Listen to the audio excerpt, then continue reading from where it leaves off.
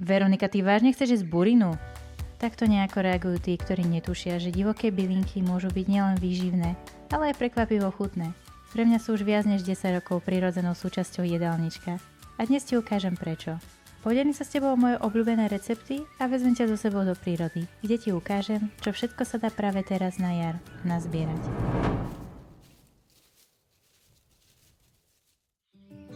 Dnes je ťažké byť zdravý, cítiť sa dobre vo svojom tele a mať dostatok energie. Pýtaš sa prečo? Pretože to, čo by nám malo prospievať, nám častokrát škodí. Áno, hovorím o jedle.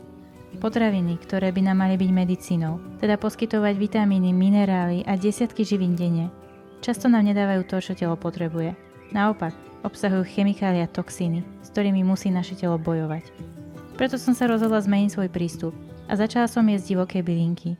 Dnes to budú veľmi bohaté raňajky, pretože naša záhrada je veľmi bohatá. Začala som tým, že som si nazbierala pár krásnych semikrásiek, ktoré sú doslova krásne, svieže.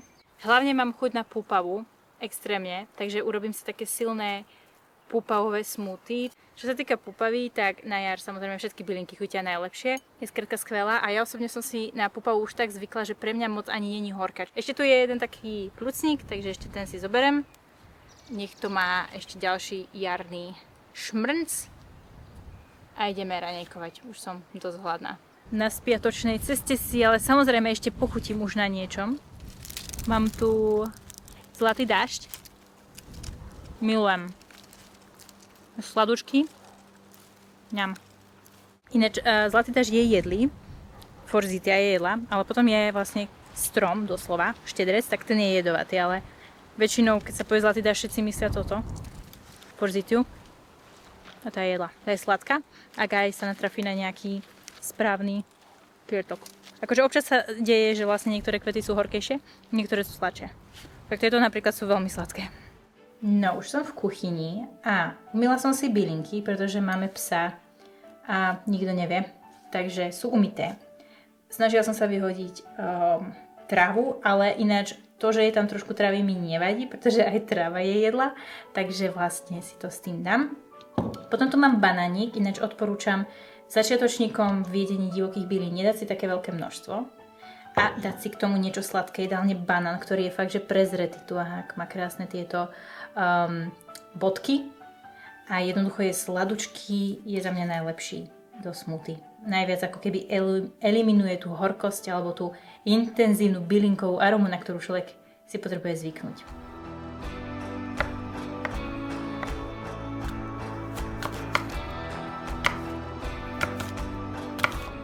Banániky,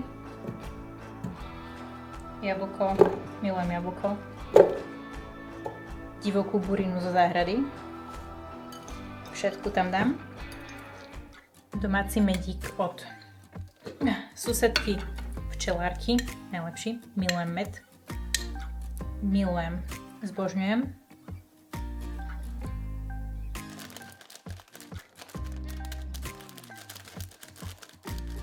A keďže mám rada sytejšie raňajky, takže si tam ešte dám trošičku jogurtu, aby to malo aj nejaký proteín.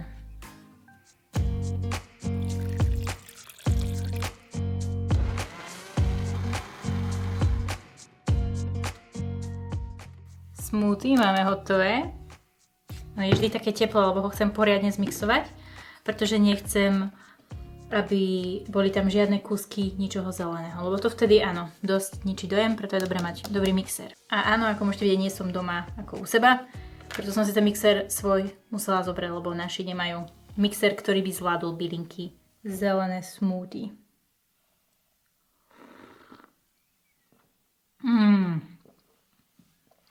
Naozaj to nehrám, naozaj mi to fakt chutí, je to fakt dobré.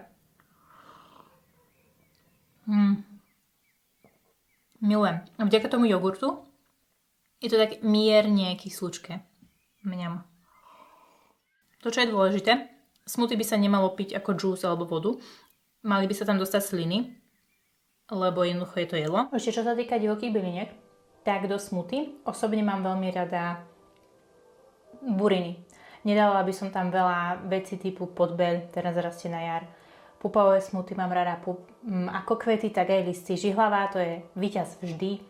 hviezdica, kozia noha. To sú také za mňa najlepšie voľby čo do smoothie. Samozrejme trošku skoro celú, ale napríklad kebyže tam veľa skorocelu, tak mi to tak nechutí. Kebyže tam veľa púpavy ako teraz, tak v poho, ale skorocel mi až tak nesedí. A keď sú naozaj najhoršie časy, akože seriózne človek môže použiť aj pír, akože trávu, keď to dobre zmixuje.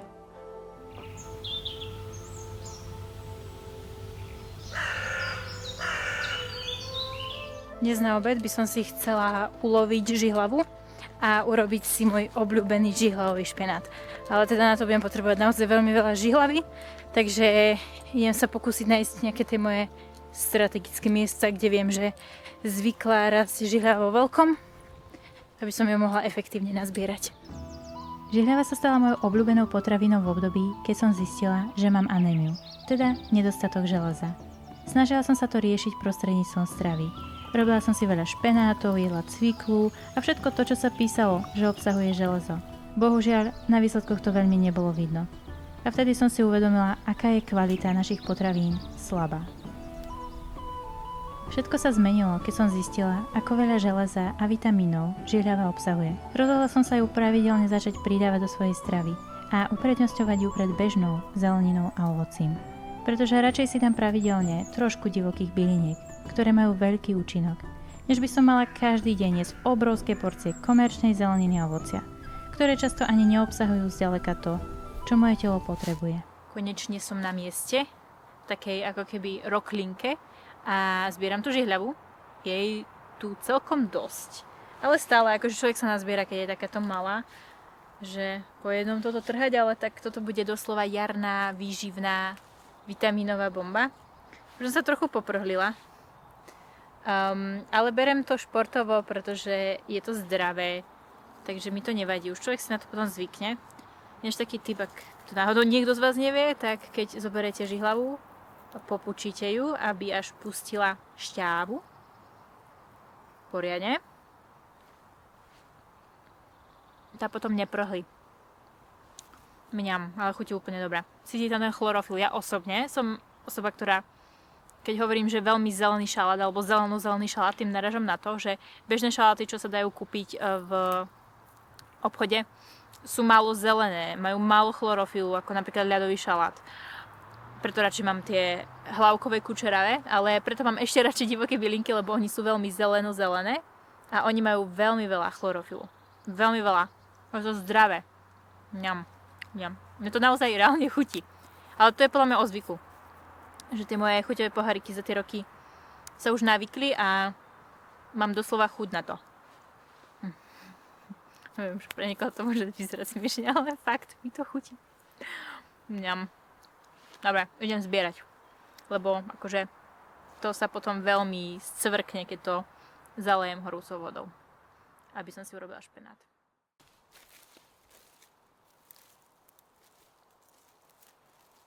Žihľava nazbieraná, vrecuško skoro plné, takže ide sa pripraviť si chutné jedlo.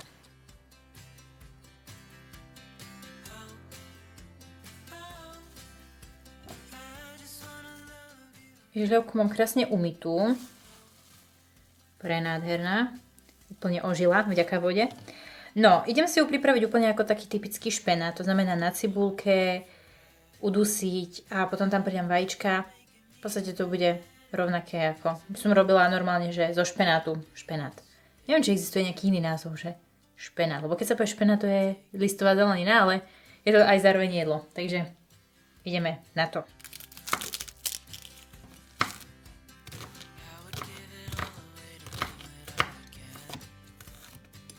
Tento raz to bolo bez plakania. OK, toto nebol dobrý nápad. Dáme si olivový olej. Prihodíme cibulku.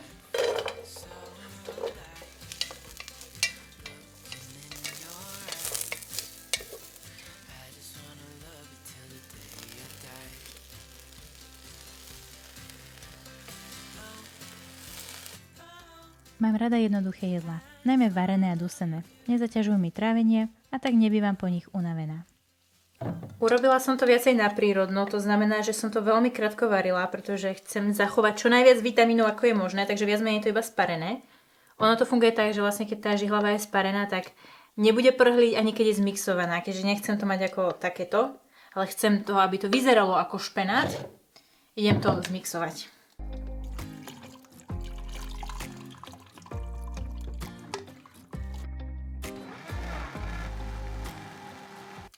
Máme to hotové. Dymí sa z toho. Je to trošku také tekutejšie, dala som tam trošku viac vody, než som mala, toto vždy. Večný problém, že aký dať pomer voda versus surovina. Takže idem to chvíľku povariť a trošku niečím to ešte zahustím.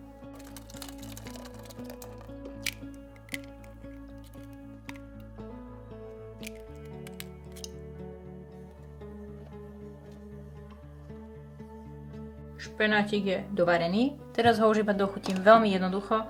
Mám tu trochu himalajskej soli. Takže to osolím. Tak, mám tu nejaké čierne korenie. To sa bude hodiť. Takže to tam trošku dám. A teraz si ešte pripomínam, že vlastne by sa tam hodil nejaký cesnak. Takže ešte to tam pridáme. Takže máme tu jeden strúčik cesnaku. A máme hotovo. Môžeme servírovať.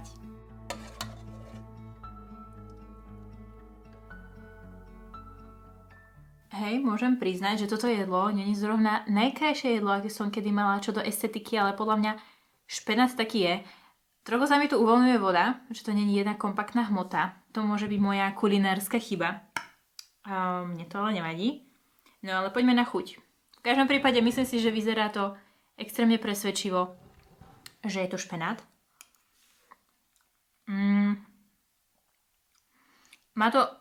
Žihlava má trošku takú svoju špecifickú chuť. A keďže ju poznám, takže viem, že to je žihlava, ale kebyže niekto má domáci špenát, napríklad, ten chutí úplne inak ako kúpovaný, tak to by bolo veľmi tomu podobné. V každom prípade mne to naozaj chutí. Ale tým, že mám rada kyslé kombinácie, ešte si to dolepším. Pridám si trošku kyslej smotany. Zbožňujem kyslú smotanu úplne do všetkého. Ja, toto mám odskúšané, toto je fakt dobré. Miešame.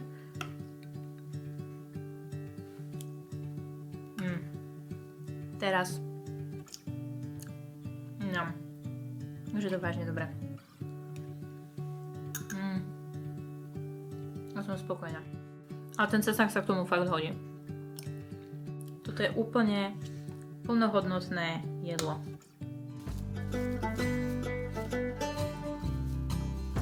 Na večeru som sa rozhodla urobiť si šalát z divokých byliniek. Takže som hľadala také, ktoré sú nielen chutné, ale aj príjemné na jedenie bez tepelnej úpravy. Toto tu je cesnačka, chutí cesnakovo, mám ju veľmi rada do šalátov. Väčšinou teraz jej rastie veľa. Toto je prvá zatiaľ, ktorú som našla. Tá ide určite do šalátu. Je tu niekoľko prvosienok. Tie si určite zoberem do šalátiku. Aby bol taký pekný, farebný, optimistický. Úplne chápem, že som mala žihľavu na obed, ale mne žihlava extrémne chutí. Chcela som si na večeru dať hviezdicu, zatiaľ ju nevidím. Takže urobím takú vec, že si pripravím aj žihľavu, len trošku na iný spôsob. Takže niekoľko žihľav si zoberiem, pretože ona je fakt super potravina. Jar je ideálny čas na zbieranie listov. Sú mladé, jemné a dobre sa žujú. Keď som uvidela mladé lipové listy, naozaj som sa potešila. Sú ako šalát, ktorý rastie priamo na strome. A zbierať bylinky zo stromov má aj inú výhodu. Keďže sú vyššie nad zemou, je menšia šanca, že prídu do kontaktu s parazitmi či iným znečistením. Za mňa osobne sú jedny z najchutnejších jarných listov. Mňam, úplne ako keby taký iný druh polníčku, neviem to vysvetliť. Takže toto bude podľa mňa základ môjho šalátu. Mňam.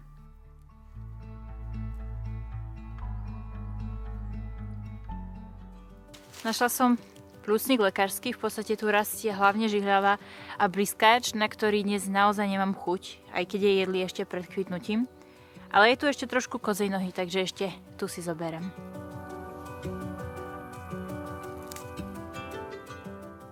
Tak a bylinky na večeru máme nazbierané. Môžeme ísť domov.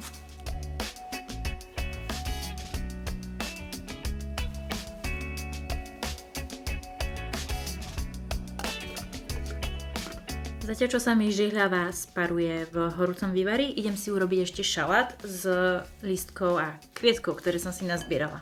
Rastlinky som si umyla, teraz si ich trošičku nadrtím na drobnejšie, lebo sú tam aj väčšie lístky. Hlavne tá cesnačka. Na dochutenie som použila moje pesto z medvedieho cesnaku. Obsahuje olivový olej a soľ, čo podľa mňa úplne postačí. Máme tu vývar, v podstate iba uvarené hovädzie mäso vo vode s koreňovou zeleninou, nič špeciálne, iba soľ a čierne korene.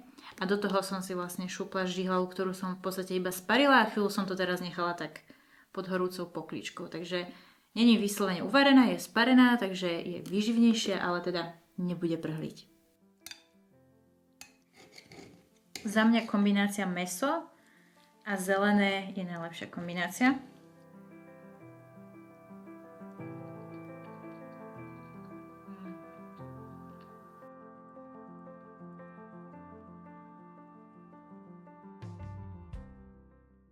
K tomu budem mať šalát z bukových listov, prvosienky, plúcniku a je tam ešte kozia noha a prvosienkové listy a dala som tam domáce pesto z medvedieho cesnaku. Dúfam, že vám je jasné, že keď som dala, že celý deň jem jedla z divokých bylín, to neznamená, že budem jesť iba divoké byliny, pretože z nich sa až tak nedá najesť, to by som doslova musela jesť asi na kila, plus teda neobsahujú úplne všetko, čo človek potrebuje k životu, ale teda za mňa môžu tvoriť značnú časť jedálnička v podstate ako listová zelenina alebo všeobecne ako zelenina. Alebo niekto to môže brať športovo ako ja, že v podstate je to istá forma výživového doplnku.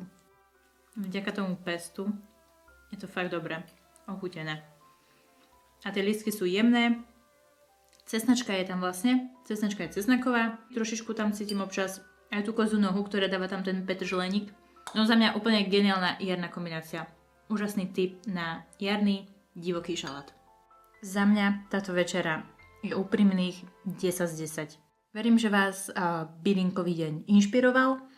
Ja bežne sa takto stravujem, nehovorím, že vždy každé jedlo obsahuje divoké bylinky, ale je bežné, že ich zakomponovávam do svojho jedálnička presne takýmto spôsobom, alebo že si presne pridám žihlavu. Nevždy robím iba jedla kvázi, iba jedla zo byliniek typu žihlavový špenát, ale teda smuty a tieto veci sú dosť u mňa také stále a bežné.